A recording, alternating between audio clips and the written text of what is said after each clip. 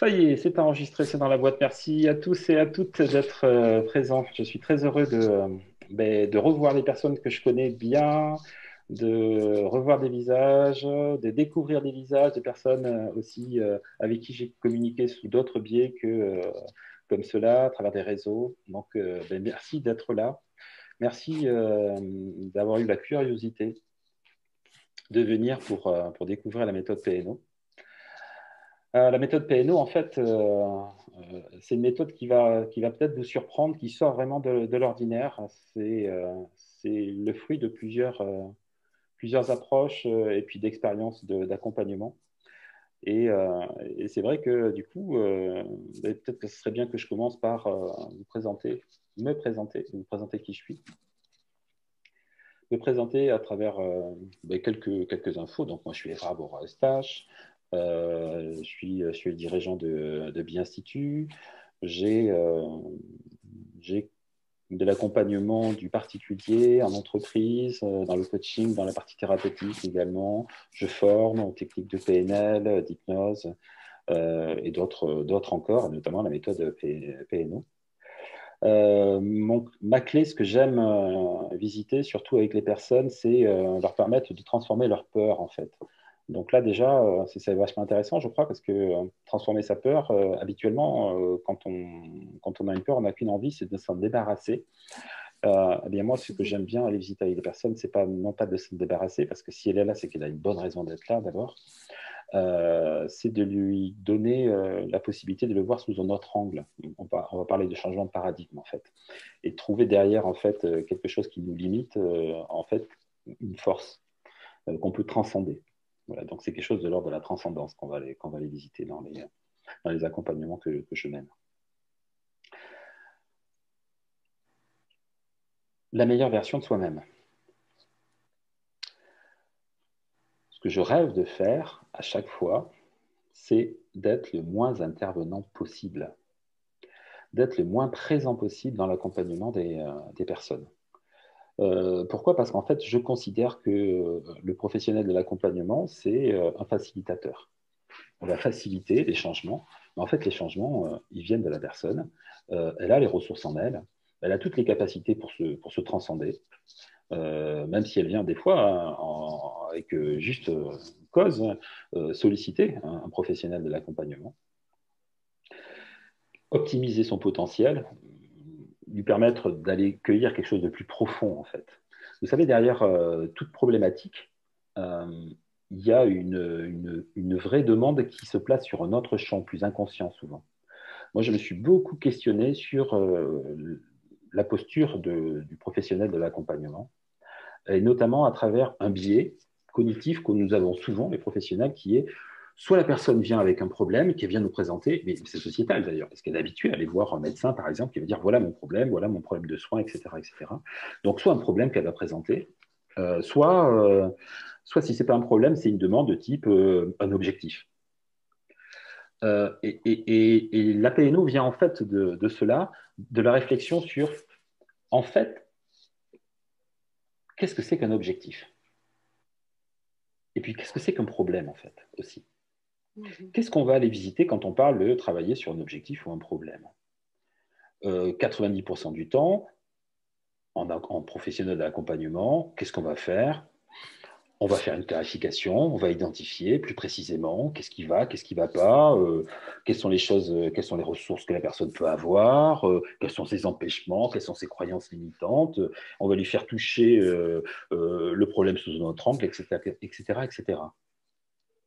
Et si on creuse encore derrière, on va aller identifier que derrière le problème, en fait, ce problème-là, c'est qu'une solution qu'elle a trouvée, qui est une solution insatisfaisante, mais c'est une solution, en fait, tout simplement. La meilleure qu'elle a pu trouver. Ça veut dire que son système corps-esprit, son être, met en place déjà des modes de fonctionnement pour maintenir qui elle est en équilibre. Et je vous parle de problèmes, même des problèmes physiologiques, j'entends. Hein. Et si on va encore un peu plus loin, derrière cela, à partir du moment où la personne a actualisé qui elle est, c'est-à-dire qu'elle est dans son plein potentiel, qu'elle a reconnecté son soi intérieur, alors on va vous donner tous les noms que vous voulez, hein, son âme, la meilleure version d'elle-même, son être intérieur, j'en passe, on peut donner tous les termes qu'on veut, mais en fait, ce qu'elle est au plus profond, plus le problème ou l'objectif, alors le problème disparaît et l'objectif, mais il est atteint. Quand vous êtes dans votre plein potentiel, vous ne posez pas la problématique de est-ce que je vais y arriver ou pas y arriver. Quand vous êtes dans votre plein potentiel, vous ne vous posez pas la question est-ce que je vais pouvoir monter mon activité professionnelle, réussir mon examen, parler en public, gérer mes stress ou quoi que ce soit. C'est que s'il y a un dysfonctionnement à l'intérieur de soi, c'est qu'il y a des conflits intérieurs. Un conflit entre une partie qui souhaite aller vers un objectif, quelque chose, et puis une autre partie qui freine. Qui dit conflit dit que l'être intérieur que nous sommes, qui est bien plus ancien que notre être incorporé d'ailleurs, il n'est pas reconnu. Cette estime-là, cette confiance en soi, dans cet être-là, il n'est pas reconnu. Et si on le regarde sous ce prisme-là, ça change tout. Parce que le problème, c'est plus de ça dont il s'agit. Le problème très factuel, prise de parole en public ou je ne sais quoi, quelle que soit la thématique. L'objectif, c'est même plus un objectif à atteindre qui semble être difficile, puisque c'est comme s'il était. Quand vous êtes dans votre plein potentiel, vous ne vous posez pas de questions. Quand vous êtes dans une réalisation d'une action, vous ne vous posez pas la question est-ce que je vais y arriver ou pas y arriver. C'est quand vous commencez à vous poser la question qu'il y a quelque chose qui dissonne. Vous voyez bien que c'est bien avant en fait que ça se joue. Moi, ce que j'aime aller travailler, donc, c'est d'aller visiter avec la personne ce qu'on peut dire sa mission de vie. En contactant quoi une forme d'énergie vitale. Moi, je vais l'appeler énergie vitale, mais encore une fois, mettez le terme qui vous convient le mieux. Pour faire ça, ce n'est pas anodin, ce n'est pas évident non plus, parce que tout le monde ne connaît pas bien exactement l'objectif qu'il veut visiter. Alors, j'avais une question à vous poser, j'aurais dû le mettre en question. Rappelez-vous qui vous êtes.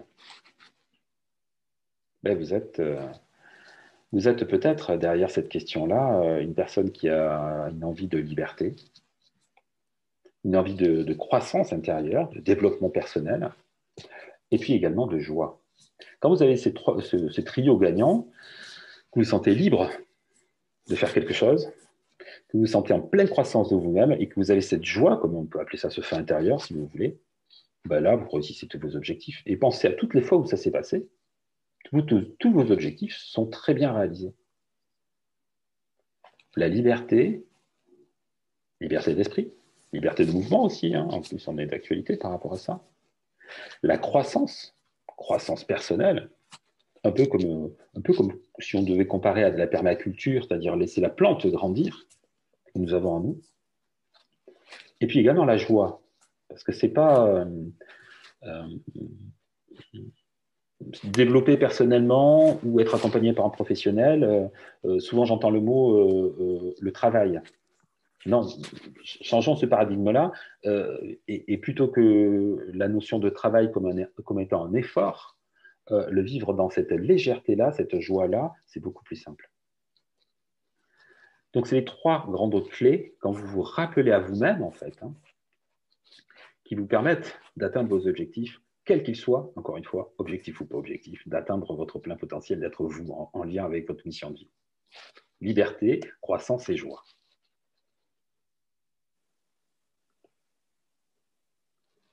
Maintenant, qu'est-ce que vient faire la méthode PNO, en fait? Peut-être que vous vous êtes posé la question, qu'est-ce que ça veut dire?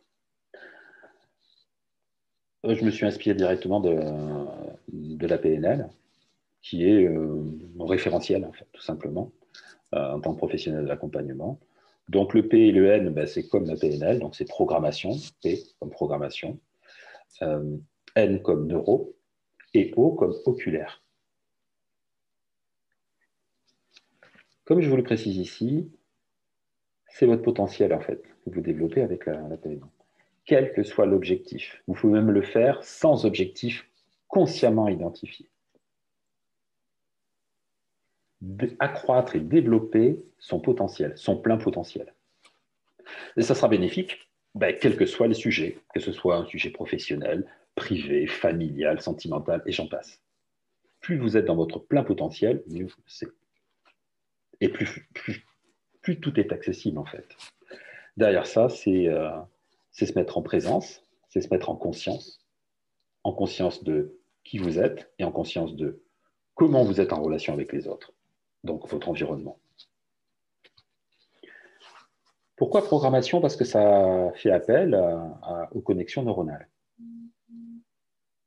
Derrière ça, c'est notre manière de construire notre environnement, notre représentation du monde, qui s'est fait à travers notre histoire de vie. Donc le P de programmation, comme pour la PNL, il vient sur ce qu'on va agir, comment on va travailler, comment on va muscler en fait. Ouais, c'est bien ça, on va muscler en fait notre cerveau. Neuro, hein, évidemment, donc c'est les connexions neuronales. Donc vous avez à chaque neurone en fait encodé des informations passées, un souvenir, un partage, un moment présent, même quand on imagine quelque chose futur, c'est un encodage, et ces encodages à travers nos canaux sensoriels qui sont installés dans notre cerveau. Mais entre ces neurones, il y a aussi des synapses, c'est-à-dire des connexions électrochimiques, tout simplement. Et ces connexions électrochimiques, là, ces synapses-là, permettent de faire des liens logiques de pensée. Donc c'est ça quand on parle de P, programmation neuro. Et puis la petite dernière, là, c'est le mot oculaire. Qu'est-ce que ça vient faire là, le mot oculaire? Bon, ça, c'est une approche qui vient d'une découverte qui a été réalisée en PNL sur les fonctions de la PNL à travers les clés d'accès oculaire. On a remarqué que quand on bougeait les yeux, eh bien, effectivement, quand on bouge les yeux, on connecte, là, je viens de penser à quelque chose, on connecte des informations. Donc ça, c'est extraordinaire de se rendre compte qu'en bougeant les yeux, on connecte les neurones dans notre cerveau et on crée des liens aussi, de fait, via les synapses, à d'autres espaces du cerveau. C'est de ce mouvement-là dont il s'agit.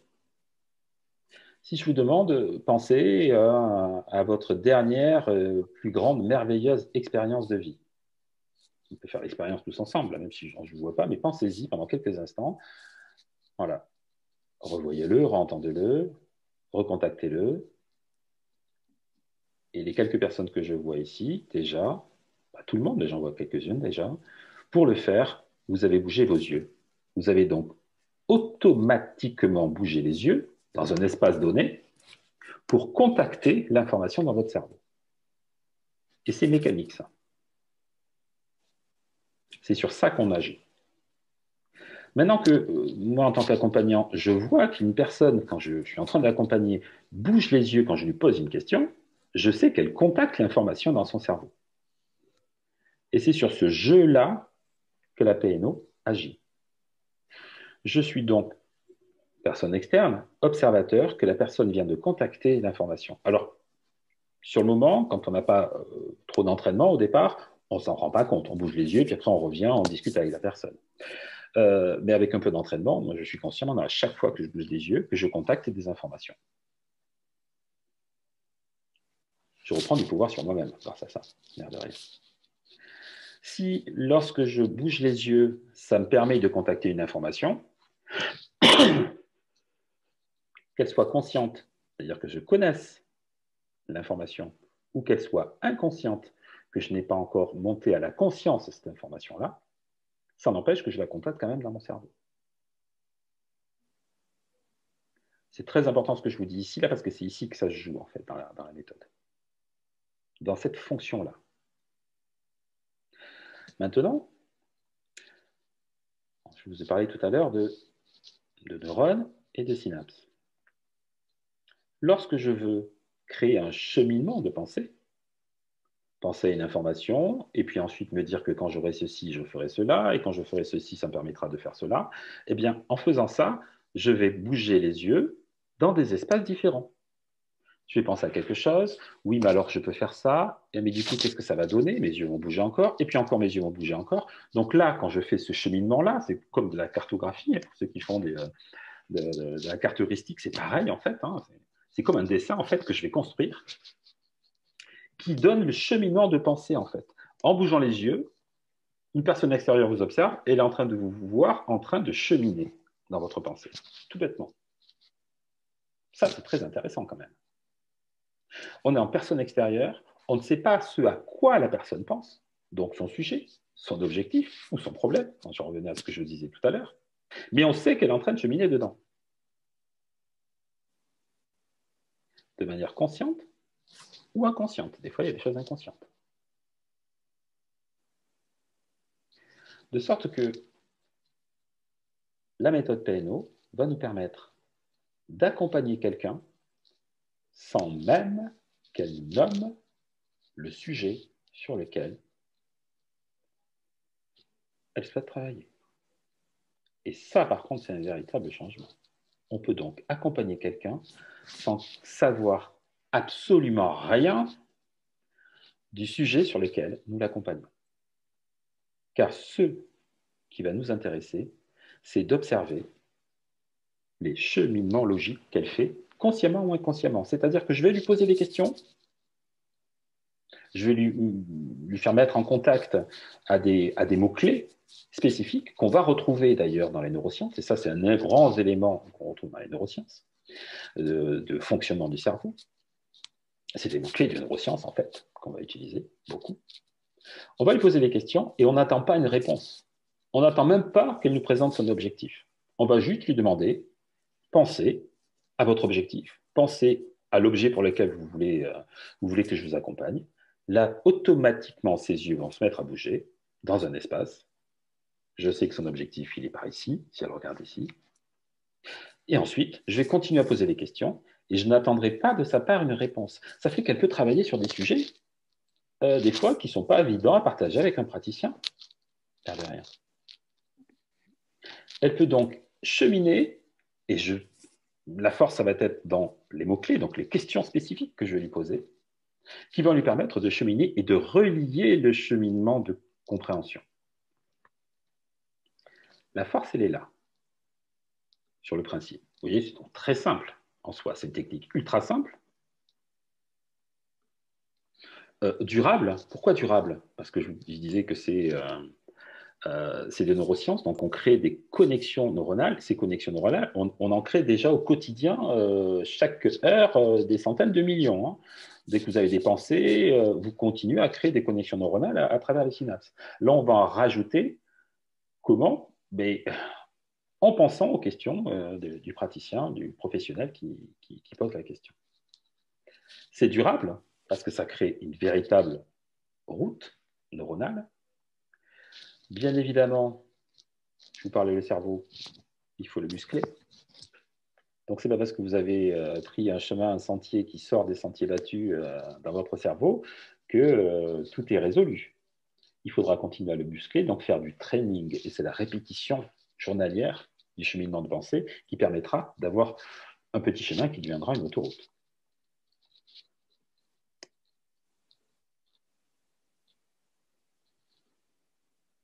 Alors là, je vois qu'il y a des questions. Je vais faire un petit point par rapport à ça. Alors, je vois une première question. Sophie qui me demande quelle différence entre l'EMA et la PNO. Alors, la PNO va s'inspirer de pas mal de pratiques. Et une même question m'a demandé avec l'EMDR.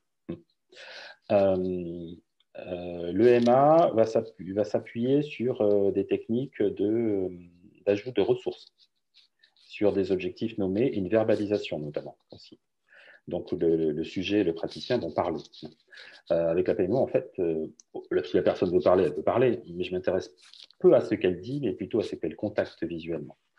Donc, le point central, il est là, comme différence par rapport à l'EMA. Par rapport à l'EMDR, il y a un peu plus d'éloignement. Pourquoi? Parce que l'EMDR, on va être sur des mouvements oculaires aussi, parce qu'on parle de mouvements oculaires, en l'occurrence, depuis tout à l'heure, et c'est des mouvements oculaires qui sont guidés avec l'EMDR, plus associés à ce qu'on appelle le traitement de trauma. Pas que, mais en grande partie quand même, à l'origine. Donc l'EMDR, c'est des mouvements oculaires guidés, c'est-à-dire qu'on ne va pas laisser la personne contacter une information, on va lui dire « suivez mes doigts ». Et on va faire un réencodage, en fait, des informations dans d'autres zones du cerveau. Ça, c'est plutôt l'EMDR. Orienté sur le traitement plutôt des traumas et de la charge émotionnelle liée à un trauma, plus précisément. Donc, évidemment qu'il y a des similitudes. On est en train de parler avec la PNO des champs des mouvements oculaires au sens large. Il y a de l'IMO également. Je me suis formé à l'IMO, j'étais même enseignant en EMA, donc je connais bien également le EMA. Je me suis formé, en tout cas en auto-formation pour le MDR, parce qu'on ne peut pas le faire pour tout le monde en France, le MDR. C'est plutôt des pratiques qui sont dédiées au personnel médical, le MDR. Il y a donc des grandes similitudes qui est, on bouge les yeux et on contacte des informations, ça c'est les points centraux. On va avoir des familles de mouvements oculaires qui vont être des mouvements oculaires guidés, le praticien qui force, entre guillemets, la personne à regarder le mouvement des mains, de type plutôt EMDR, IMO également d'ailleurs, et puis des pratiques qui sont plus libres, de type EMA, essentiellement. Il y en a encore peut-être d'autres, j'en avais vu d'autres techniques aussi, où là, il n'y a pas de mouvement oculaire forcé. Par contre, la grande différence avec la PNO, par rapport aux autres pratiques, c'est que le sujet qui va être travaillé, donc l'objectif ou la problématique, c'est inutile d'en parler en fait.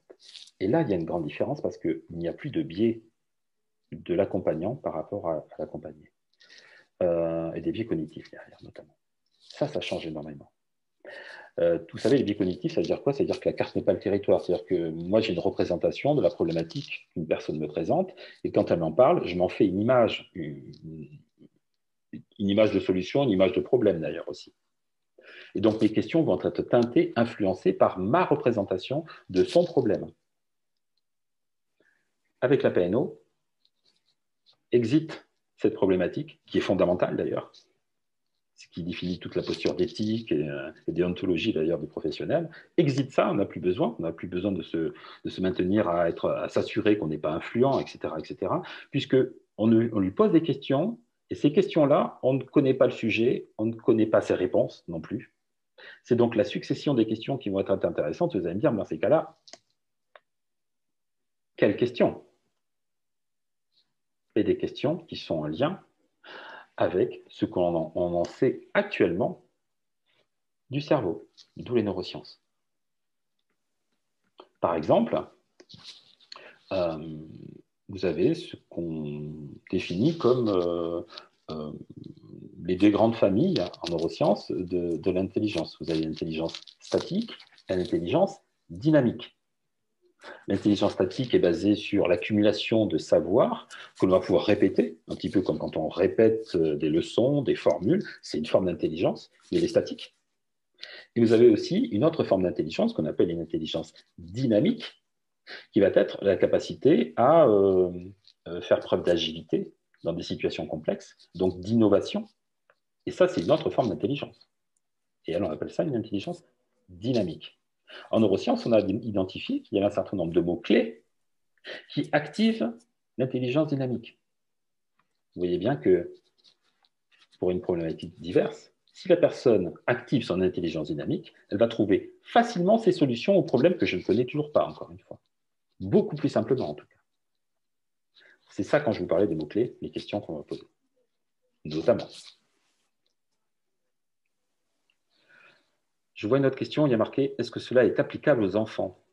Oui. Et je vois Jean-François qui a répondu totalement. Et en plus, Jean-François a été formé à la PNO et il est un des spécialistes, j'en suis très content qu'il soit là sur ces webinaires, un des spécialistes justement de l'accompagnement des enfants et particulièrement les enfants, on va dire, au potentiel, zèbres, etc., 10 et autres. Et justement, il a trouvé une application directe puisque son champ d'intervention, c'est les enfants. Donc justement, les personnes qui ont fait déjà des formations en PNO avec moi, si vous voulez, à la fin du webinaire, je vous inviterai à témoigner aussi avec votre regard à vous, votre perception à vous, des applications que vous en avez faites.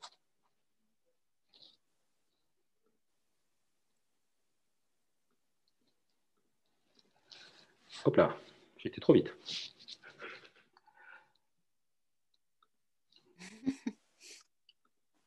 Voilà. Donc les mouvements oculaires s'appliquent pour aller contacter des informations qui sont conscientes. La personne va pouvoir contacter consciemment une information, et après, s'il y a besoin, à la fin d'un accompagnement, elle pourra nommer des choses, c'est-à-dire, ben, en fait, j'ai pris conscience de cela. C'est pour ça que je vais préciser, c'est en conscience. C'est comme une grande prise de conscience intérieure.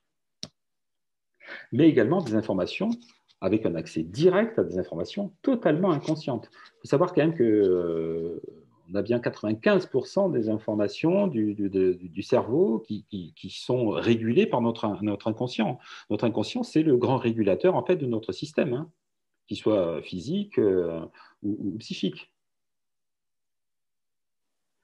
Donc, avec les mouvements oculaires, on puisse directement, on accède directement à des informations inconscientes. Vous allez me dire, bah, il y a d'autres techniques pour ça. Or, je sais qu'il y a des personnes qui sont en hypnose, qui ont fait des formations en hypnose, par exemple. Évidemment, on y touche aussi directement avec l'outil hypnose à l'inconscient. Là aussi, je le pondérerai par rapport à l'élément qui est le biais de l'accompagnant, du professionnel, qui va, par le choix de ses suggestions, par le choix de ses métaphores, influer à travers quoi? À travers ses propres biais. Bien, même si, encore une fois, l'inconscient prend ce qu'il a à prendre, hein, j'insiste. Heureusement d'ailleurs. Mais il y a quand même ce biais. Là, c'est direct. Ça pourrait se rapprocher, pour ceux qui vont pour aller un peu plus dans la technique, des personnes qui connaissent l'hypnose naturaliste de style Gilligan, où c'est directement le corps qui donne la réponse. Et bien là, c'est directement le mouvement oculaire qui donne la réponse. C'est du même ordre. Voilà. Pour faire un pont par rapport à l'approche naturaliste en hypnose. Alors là, je rentre dans la technique, ça ne parle pas forcément à tout le monde, mais pour ceux qui connaissent, c'est cette approche-là qui va être un peu plus activée.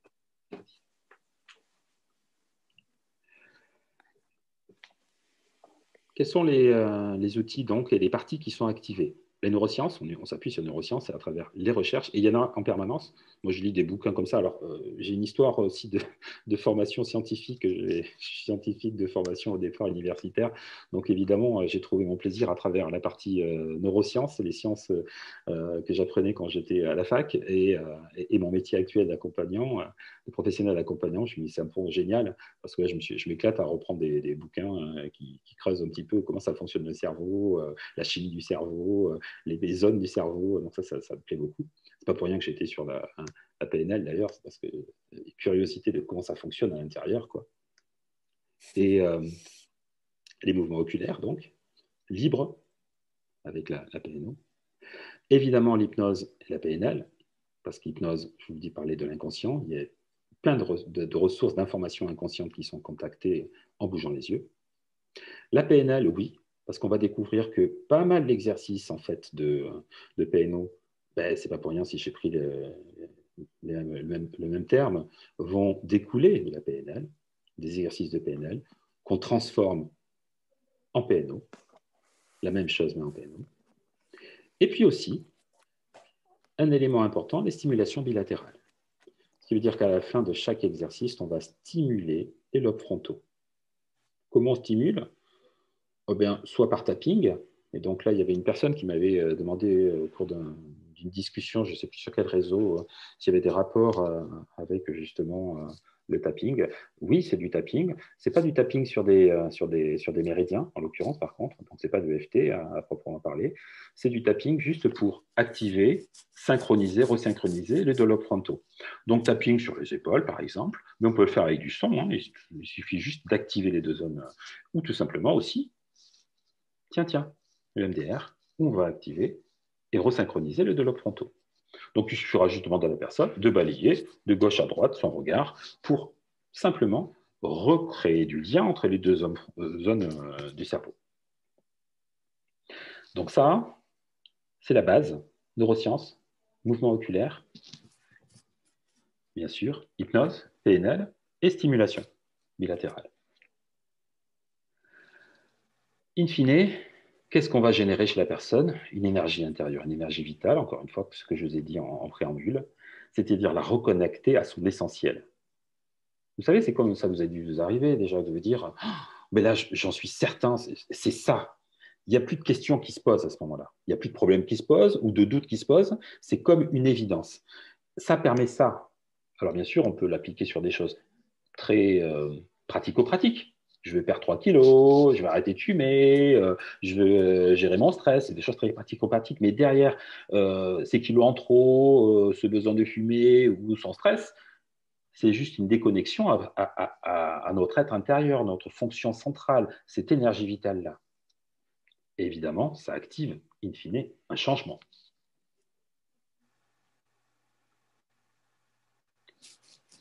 J'en ai mis beaucoup de diaporamas, j'en ai mis trop. Hein. Là, c'est des témoignages, alors je vais les passer comme ça au fur et à mesure que je vous parle et répondre à vos questions si vous avez des questions dessus.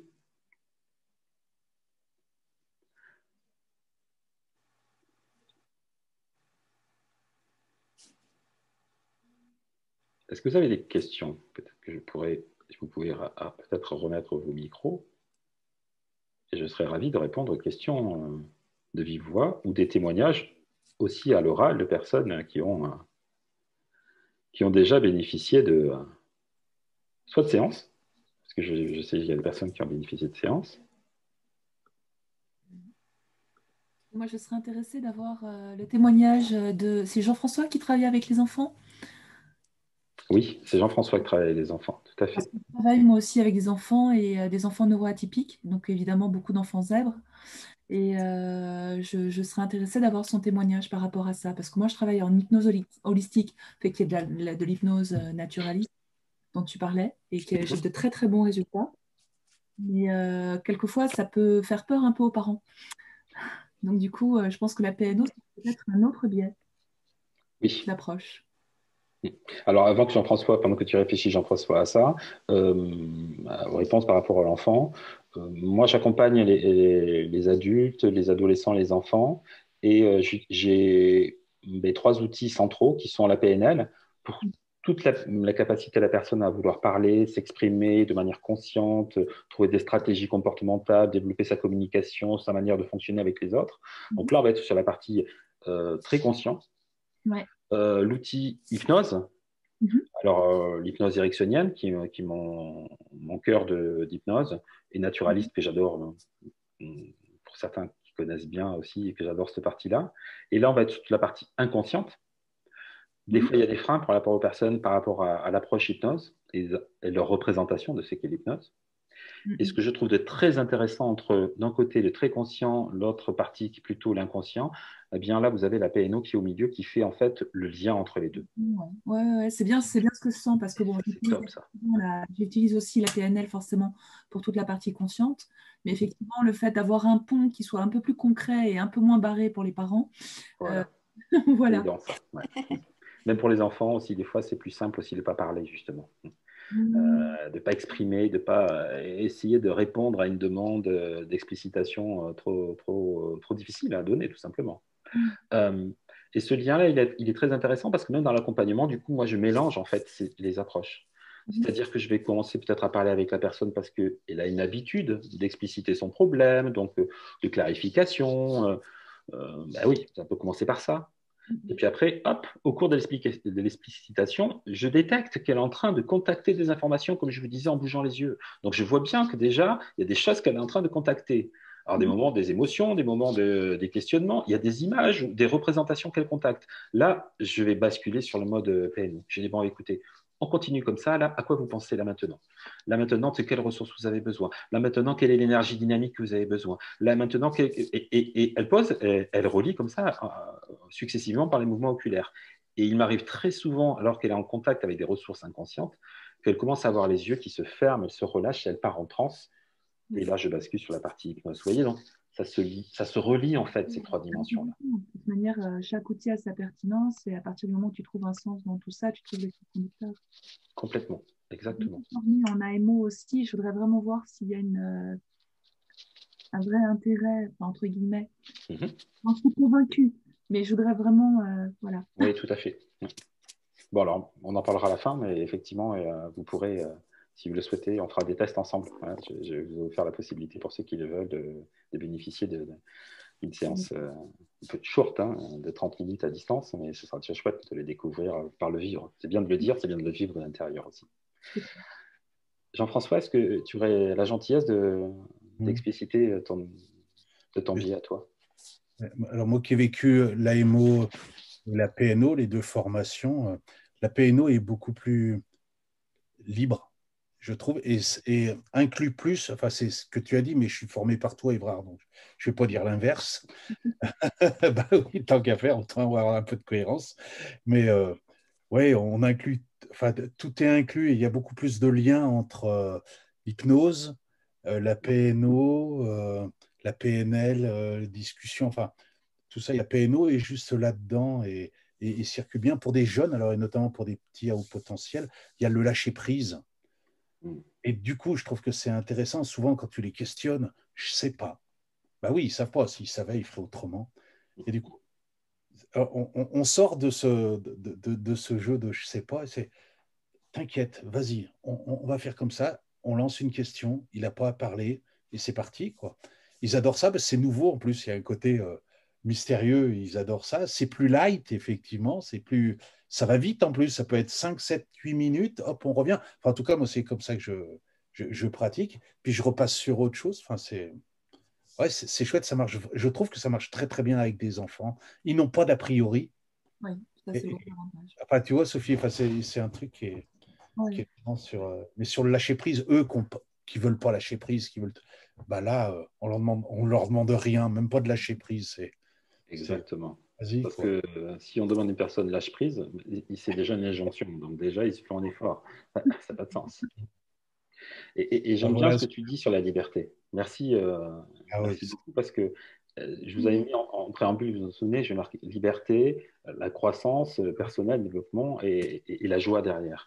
Et cette liberté-là, effectivement, elle est très, très présente dans la pratique de la PNO. C'est super libre, quoi. Super libre pour la personne à le vivre et c'est super libre aussi pour le praticien, du coup, hein. Ça, c'est très confortable. Ouais, très. Mhm. C'est bien au-delà d'une technique. Enfin, c'est juste ce que je voulais dire. Je crois aussi. C'est vraiment un changement de paradigme sur comment on perçoit la personne qu'on accompagne, la représentation qu'on s'en fait, et comment lui, la personne qu'on accompagne, nous perçoit nous aussi. Mhm. Moi, je crois même que ça a modifié ma posture d'accompagnateur, Voilà, me semble-t-il. je te rejoins. Il y a deux autres questions du coup. Oui, vas-y Camille. Est-ce qu'on peut se former en PNO sans être formé en PNL? Très bonne question. Totalement, oui. Entièrement. Et on va même aller plus loin. C'est ce que je suis en train de mettre en place avec un groupe de personnes qui travaillent autour de la PNO.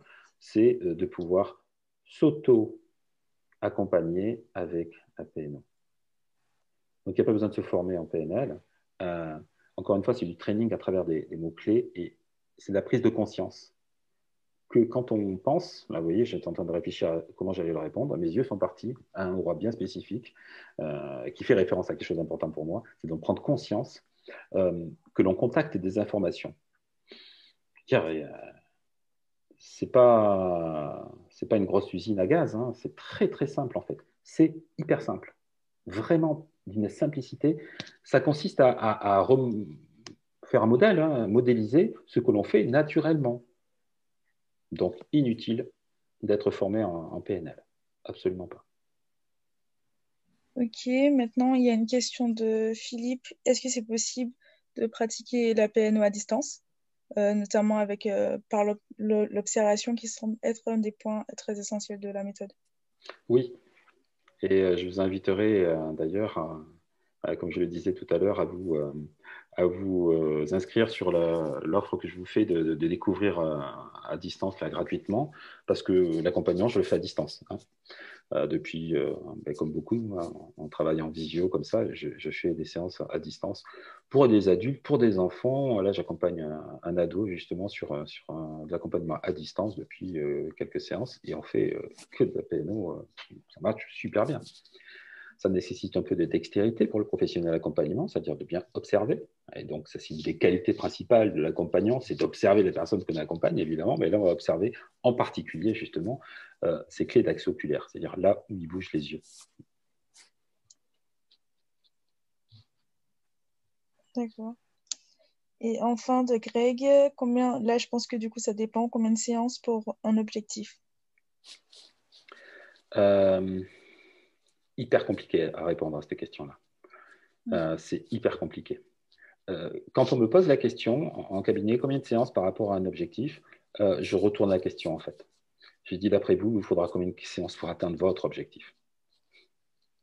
Parce que c'est pour me placer moi, si c'est pour me placer moi comme expert sachant de combien la personne a besoin de séances, je la connais depuis 1 heure, 2 heures, allez, 15 jours ou 10 minutes, c'est compliqué. Ça nécessiterait ça veut dire qu'elle me donne beaucoup, beaucoup d'importance. Elle se connaît bien mieux que moi. Elle connaît mieux son fonctionnement de cerveau. Elle a son histoire de vie que je ne connais pas du tout. Donc, par rapport à un objectif, combien de séances? C'est très variable. Ce qui est sûr, par contre, c'est qu'on n'est pas sur des approches d'accompagnement longues. On ne rentre pas en analyse. Donc, je ne suis pas psychanalyste et ni psychiatre ni psychologue. Donc, je ne vais pas accompagner la personne comme en psychanalyse sur des années. Ça va être des approches brèves. Allez, pour donner et oser me mouiller, je vais dire moins de 10 séances, mais c'est les nirvana. 10 séances, c'est waouh, c'est un truc hyper loin, quoi. C'est jamais 10 séances sur un objectif. Ça va être 1, 2, 3 séances sur un objectif, voilà. Voilà ce que je peux dire par rapport à ça.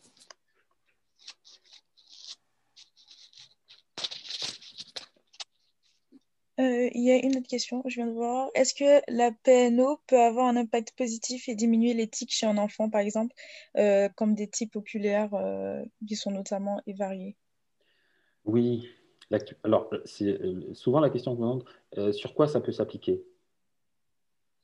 Sur potentiellement tout problème ou tout objectif. Ouais, moi, je dissocie les deux. Hein. Soit c'est un problème que la personne vient présenter. Mon problème, c'est ça. Mon problème, c'est que j'arrive pas à parler en public. Et puis, mon objectif, c'est de réussir à parler en public. Ça dépend comment la personne présente sa demande. Donc, potentiellement, sur toute demande. Évidemment, puisque le but, c'est de s'entraîner, de muscler en fait ses capacités cérébrales à se régénérer, à trouver de l'essentiel. Donc, il n'y a pas de limite en fait sur la thématique, sur les thématiques. Nous ne sommes limités que par notre propre imagination. Si on imagine que ce n'est pas possible, ça ne sera pas possible. Si on imagine que ça l'est, ça le sera. Ou ça l'est déjà.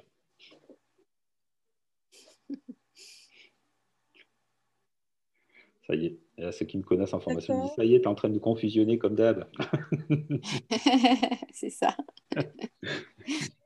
Il y a des questions pareilles. Donc, combien de temps pour une séance? Combien de temps elle dure? Ça va dépendre des personnes. Une séance, comme je vous dis, moi j'accompagne sur une séance d'1 heure, mais dans la séance, peut-être que la séquence va durer 5, 10, 15 minutes de PNO. Peut-être qu'elle va durer toute 1 heure. Donc c'est très variable par rapport à la durée à proprement parler. Je vais plutôt insister sur un élément qui va être le training, muscler le cerveau. Le cerveau, c'est un muscle en fait aussi. En faisant la PNO, vous avez compris, on crée des liens, des chemins neuronaux. Mais ce n'est pas parce qu'on a créé un petit sentier que c'est encore clair. Il y a juste un petit sentier. À côté, il y a des fois des autoroutes de fonctionnement que la personne a depuis des années. Donc, il est nécessaire qu'elle continue à le faire, à s'entraîner, simplement en repensant au cheminement qu'elle a vécu en accompagnement, tous les jours un petit peu. Et ce petit sentier devient la nouvelle autoroute. C'est vraiment ça qui est intéressant. Voilà ce que je peux dire par rapport à la durée. Plus que la durée, c'est la fréquence qui va m'intéresser. Ensuite, pouvons-nous travailler les allergies aussi, et notamment les allergies alimentaires, je vois. Oui. Oui, tout à fait. On peut travailler sur les allergies alimentaires. Alors attention, évidemment, c'est en complément d'un accompagnement médical. Hein. Loin de moi de dire que ça remplace un accompagnement médicalisé. Hein. Donc, bien s'assurer qu'il n'y a pas de problématiques qui soient des problématiques autres que psychiques. Mais s'il y a effectivement une problématique qui est de l'ordre de psychologique, s'il y a une problématique psychologique, que c'est lié à un événement, par exemple, où cet aliment était présent au cours d'un événement de vie. Et donc, à chaque fois que la personne recontacte ou voit cet aliment, ça régénère physiologiquement, puisque le corps et l'esprit sont reliés, font partie d'un cybernétique. Ça réactive, par exemple, une allergie physique, une éruption cutanée ou autre. Donc, s'il y a un lien effectivement psychologique, bah oui, bien sûr, totalement. D'accord. Et la question voilà, des tarifs. Donc, combien pour une séance PNO? Alors, la séance PNO, c'est propre à chacun. Parce que je crois que tous ceux qui sont formés à la PNO, ils ont des tarifs qui sont propres à leur pratique. Moi, j'ai une tarification, même plusieurs tarifications suivant les publics. Et puis, les autres personnes qui sont formées autour de la table, je sais, j'en vois quelques-uns aussi, ils vont vous dire aussi d'autres tarifs. Donc, ce n'est pas trop la séance, le tarif de la séance à proprement parler, c'est le tarif du temps de mise à disposition du professionnel, en fait. Parce qu'en fait, et là, on aborde notre petit sujet. Je vais faire la parenthèse parce que je trouve que c'est vachement intéressant de le dire. Quand on accompagne, quel que soit l'outil, quelle que soit la pratique, quelle que soit la méthode, le professionnel accompagnement, qu'est-ce qu'il monnaie en fait? Il monnaie une chose. Certains vont me dire sa capacité, ses compétences. Non, il monnaie qu'une seule chose. Son temps de vie qu'il met à disposition à l'autre. Parce que lui, ce temps de vie-là, il a une finalité, une fin. Donc, il donne du temps de sa vie en accompagnant une personne. C'est vraiment ça qui a la valeur, en fait, importante. C'est le temps. Et vous le savez tous dans vos activités, c'est le temps, en fait, qui est le plus précieux. Et donc, c'est son temps qu'il donne, qu'il met à disposition, qui monnaie. Donc là, j'ai envie de retourner la question. Quel prix? C'est le prix qu'il considère en mettant son temps à disposition, tout simplement. Voilà. Après mes consultations, moi, en cabinet, j'ai une tarification. Alors, là, c'est plus personnel. En même temps, j'ai deux tarifications. Une tarification à 100 € la séance et une autre tarification à tarif réduit à 75 €. Voilà. Mais ça m'est arrivé aussi d'accompagner des personnes gracieusement. D'autres personnes, ça a été autre chose. Ils me disaient, j'ai pas d'argent, j'ai eu des tableaux, j'ai eu des caisses de vin. Vous voyez, donc après, c'est un choix personnel, éthique, de dire OK pour ça ou pas OK pour ci. Voilà, tout simplement. Mais les tarifs officiels à placarder dans mon cabinet, c'est 100 € et 75 €. Voilà, si ça peut intéresser l'information qui m'a été demandée.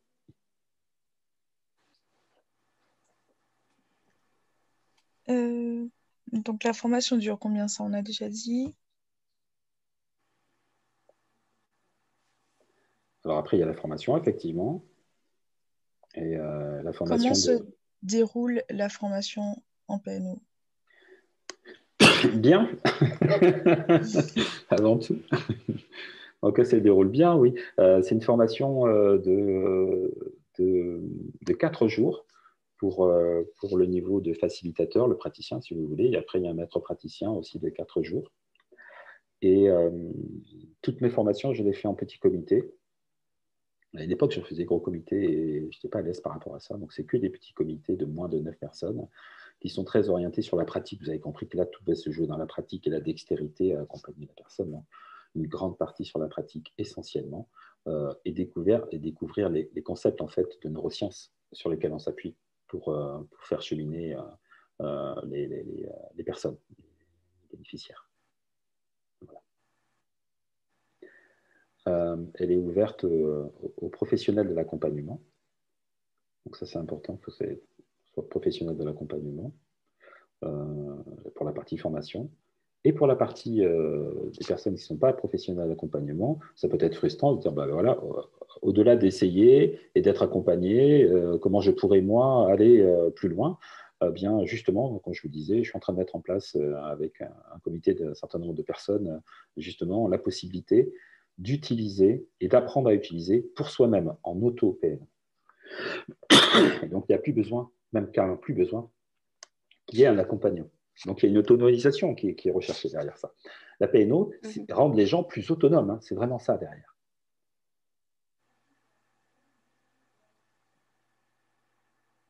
Ensuite, à partir de quel niveau de formation peut-on l'utiliser en accompagnement?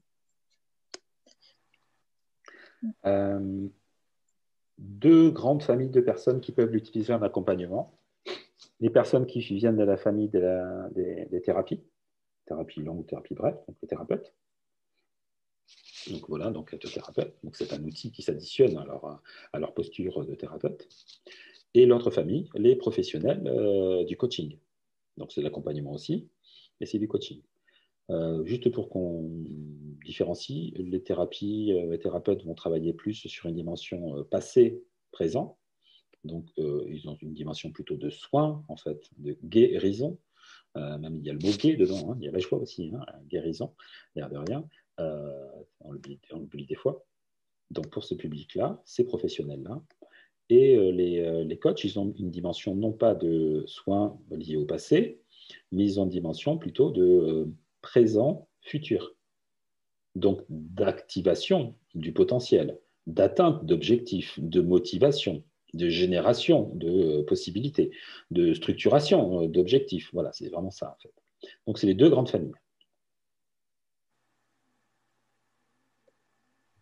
Ensuite, pour faire des formations, faut-il faire avant l'hypnose et le coaching? Ou c'est complètement détaché? On peut le faire séparément. Vraiment, on peut le faire totalement séparément. On pourrait faire que ça. On ne pourrait faire que cela, effectivement. Et, encore une fois, ça va être en lien à la question précédente. Ça va dépendre, en fait, si vous êtes un professionnel de l'accompagnement déjà ou pas. Si vous commencez comme ça et vous n'avez pas été formé à de la thérapie pour être thérapeute ou au coaching, ben non, là, c'est le prérequis nécessaire, quoi. Parce que c'est puissant quand même, hein. C'est vraiment très puissant. Donc, nécessaire d'avoir une bonne posture d'accompagnement. Si vous avez d'autres questions, du coup, vous pouvez écrire. Oui, donc pendant que vous écrivez, mettons avant ou après d'autres outils, pas de problème. C'est très complémentaire, donc je ne vois pas de souci à ça, que ce soit d'abord, avant, même des fois, encore une fois, ça peut être que ça. Hein. Vous pouvez être juste facilitateur en PNO et c'est votre outil central.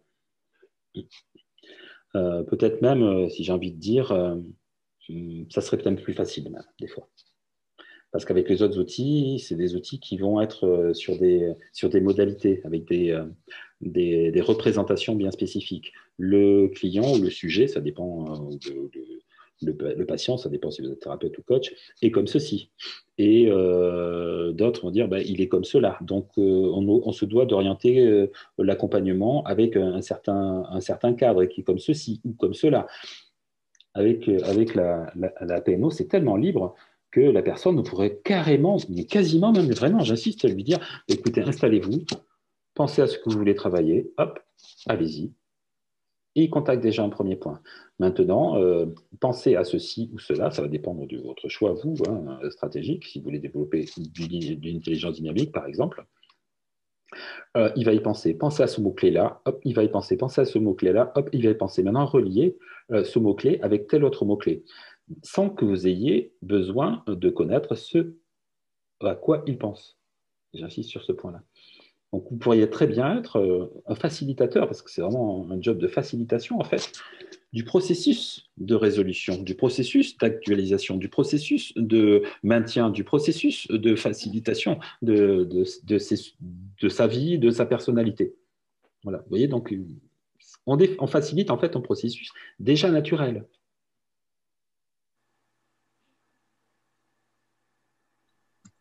Une autre question? Donc, du coup, quand sont les prochaines séances? Séances d'accompagnement? Oui, je pense. Oui, je pense, ouais. Alors, si c'est des séances d'accompagnement, ben, vous pouvez me Je l'ai contacter sur moi. les yeux, au pire. Voilà, vous pouvez m'appeler moi pour des séances individuelles ou appeler les personnes, et je vais les inviter à prendre la parole ensuite, les personnes qui sont formées, certains font partie des gens qui sont présents, donc avec grand plaisir aussi, contactez-les aussi pour que vous soyez accompagnés par eux. Ça, c'est pour des séances d'accompagnement. Et les prochaines sessions de formation, c'est autre chose. Donc, c'est pour se former à la technique pour pouvoir ensuite utiliser cet outil. Là, par contre, j'ai plus les dates, mais il y en a une bientôt, au mois de mars, je crois. Ouais, 25 au 28 mars. Je suis bon là. Vous voyez, je suis bon là. Waouh.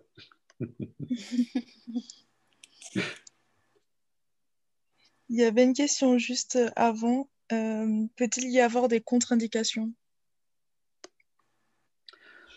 À l'heure actuelle, je ne vois aucune contre-indication.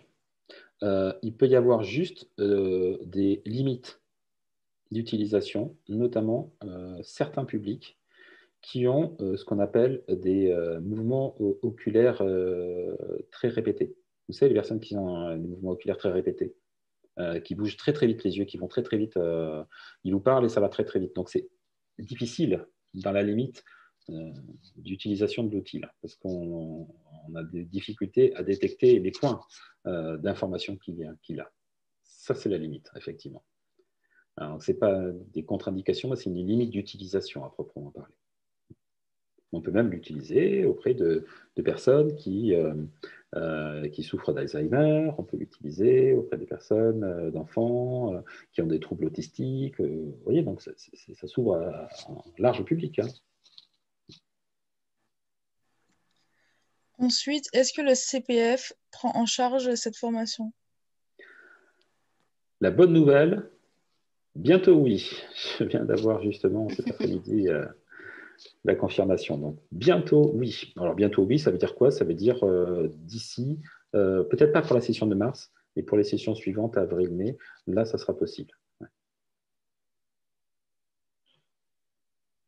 Du coup, ça, on a un peu répondu, mais je pense que c'est le coût des sessions de formation qu'on a parlé là début mars. Voilà, prochaine session de formation. Alors, sachez que je fais 2 formes de sessions de formation parce que ce n'est pas évident de se libérer en journée aussi. Donc, je fais une session de formation maintenant en présentiel. J'espère que en mars, enfin, on pourra tous se voir et plus proche, donc en centre de formation, en journée, le matin jusqu'au fin d'après-midi, 9h30, 17h. Et les mêmes jours, aux mêmes dates, je propose également dans une version qui est en cours du soir, de 20h à 23h. Alors, c'est plus light, bien sûr. Pourquoi? Parce qu'il y a toute la partie théorique qui est donnée de 20h à 23h. Et il y a la partie de pratique d'exercice là, qui est importante et qui se fait indépendamment de ma présence. Je fais les démos, bien sûr, mais les mises en exercice, les trainings se font le lendemain dans l'après-midi, entre vous, entre les personnes qui sont inscrites pour du soir. Et on fait un débrief le lendemain à 20h également. Vous voyez, donc c'est 2 formules. Pourquoi? Parce que ça ouvre la possibilité à des personnes qui travaillent en journée de pouvoir se former également. Voilà. Ce que tu veux dire, Évrard, c'est que en fait, les formations que tu proposes sont en présentiel. En présentiel, oui. Bon. Et puis également en visio, comme je le disais. Mais en plus, tu connais bien ce format visio. Oui, tout à fait. C'est pour ça que j'ai insisté. Et savoir si c'était également aussi lors de ces mêmes dates. Voilà, aux mêmes dates, Okay. La version visio du soir, en cours du soir. Okay. Présentiel la journée, cours du soir. Moi, je suis comme ça. Ceux qui me connaissent, ils savent que j'arrête pas. Ok, merci. Donc ensuite, concernant les dates de formation, donc la prochaine session de formation, on a dit c'est le 25 au 28 mars. Et puis après, il y en aura d'autres, donc se rapprocher de Évrard. Jean-François est parti, il a dit bisous. D'accord, ok. Comment faire pour bénéficier de 30 minutes de coaching? Tu leur expliques? Oui, ok. Alors normalement, sur le mail que vous allez recevoir après le webinaire, il y aura un bouton qui va vous rediriger vers le calendrier et vous pourrez choisir le créneau qui que vous préférez. Mais normalement, ne serait-ce que sur le premier webinaire où vous vous êtes inscrit, le questionnaire, le formulaire où vous avez rempli vos informations, il y avait déjà un lien justement vers ce Calendly pour choisir votre créneau pour bénéficier de ces 30 minutes de coaching. Voilà, Calendly, c'est mon agenda en ligne, en fait, où j'ai mis les dates que je suis disponible et les créneaux horaires où je suis disponible pour que vous puissiez expérimenter. Ça sera en visio, hein, d'ailleurs, je précise. Hein, donc ça sera évidemment.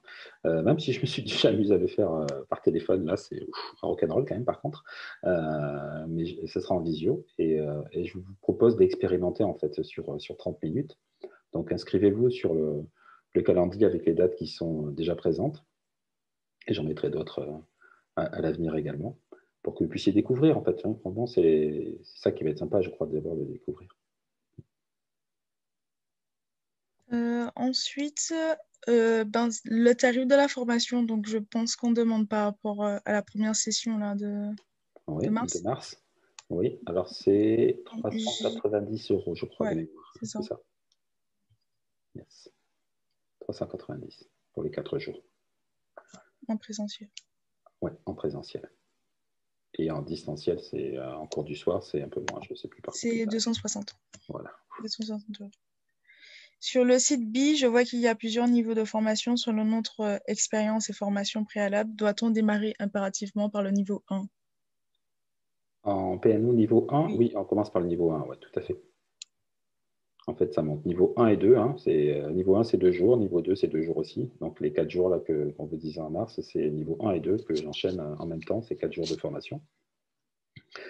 Et 4 soirées de formation. Et après, il y a le niveau un peu plus expert, le niveau expert qui va être le niveau 3 et 4, qui sont des niveaux experts. Hein. Mais on va travailler des choses un peu plus strong, on va dire. Donc, du coup, il y a plusieurs personnes qui disent bisous. Oui, je vois que le temps avance. Ce que j'ai envie pour clôturer, c'est que peut-être les personnes qui ont déjà fait les formations, s'ils veulent bien dire un petit mot, c'est que ça leur inspire, c'est qu'ils ont envie de partager de leur vécu de la formation, et ceux qui en ont bénéficié en séance aussi également, s'il y en a également ici, qui le nomment, qui le partagent. Alors, parole libre, prenez la parole et quelques mots avec grand plaisir.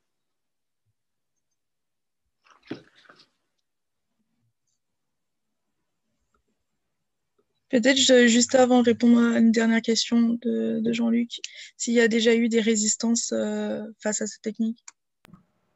Bien sûr. Bien sûr. C'est dû à quoi?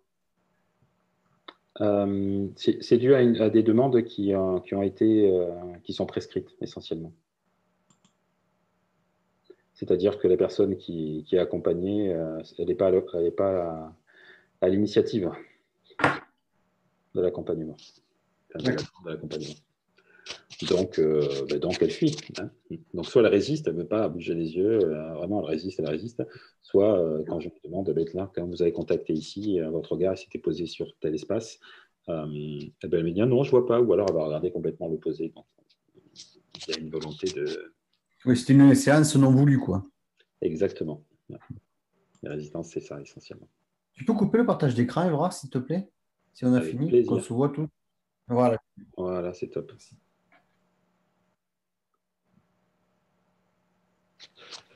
Donc, c'est bon au niveau des questions. C'est top. Est-ce qu'il y a des personnes qui ont la gentillesse de témoigner, il y en a quelques-uns qui sont partis déjà, pas mal qui sont... ceux qui sont formés sont partis, quasiment tous, je vois. Gérald? Pas de micro. Qu'est-ce qu'il faut que je fasse pour ouvrir les micros?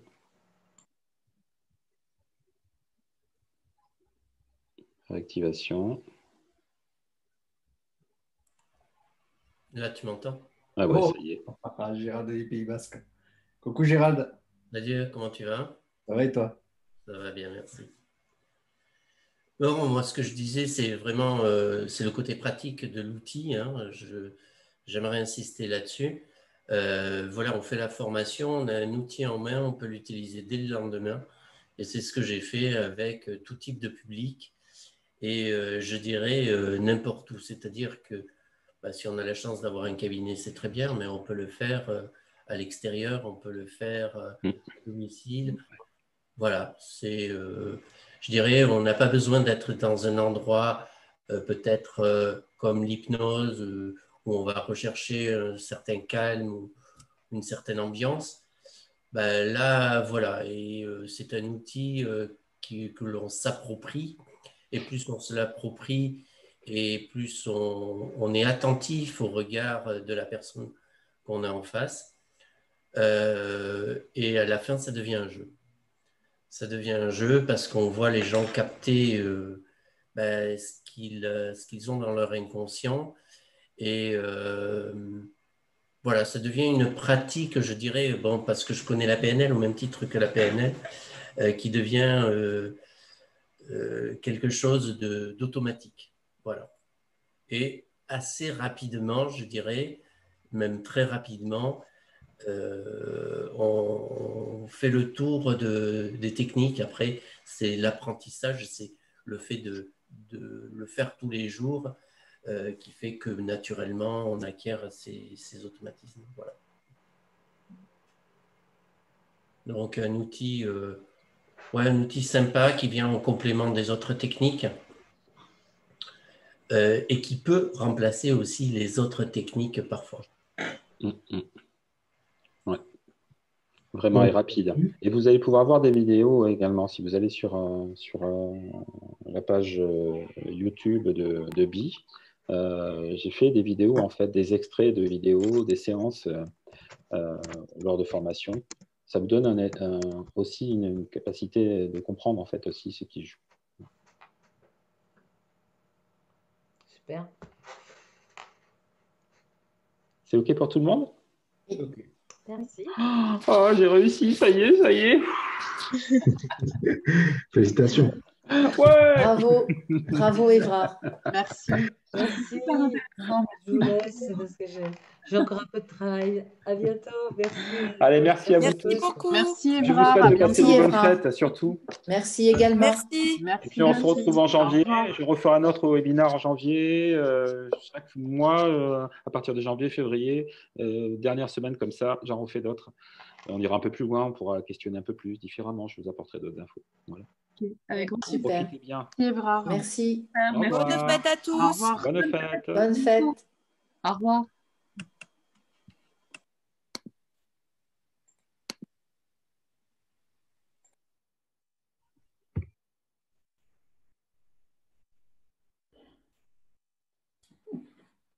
On Allez, rentre. petite famille. Bye bye.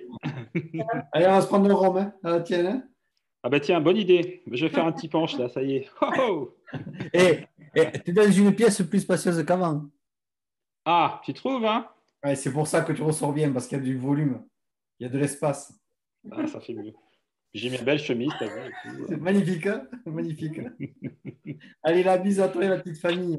Et on À se revoit bientôt. pour les formations. Profitez bien des fêtes. Ciao. Ciao.